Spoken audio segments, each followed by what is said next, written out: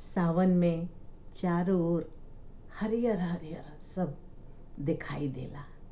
आ मेहंदी खूब कलश जली और हम लोग के बेटी बहू जन ह तन खूब मेहंदी ले आ के पीस के हाथ में लगावेलिन।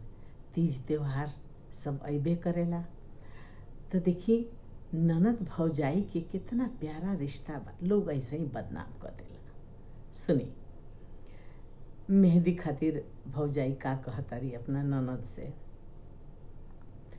पीसी पीसी ना हो ननदो, पीसी पीसी ना हमरे हथवा में लगा द मेहंदी, पीसी पीसी ना हमरे हथवा में लगा द मेहंदी, पीसी पीसी ना हो ननदो, पीसी पीसी ना हमरे हथवा में लगा द मेहंदी, पीसी पीसी ना हमरे हथवा में लगा द मेहंदी।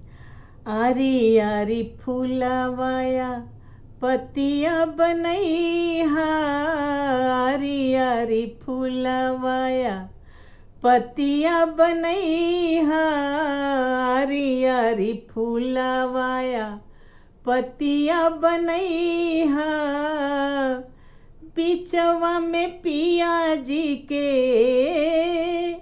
बिचवा में सैया जी के नाव लिख दीहा, पीसी पीसी ना हमरे हथवा में लगा द मेहंदी, पीसी पीसी ना, पीसी पीसी ना हो ननदो, पीसी पीसी ना हमरे हथवा में लगा द मेहंदी, पीसी पीसी ना हमरे हथवा में लगा द मेहंदी।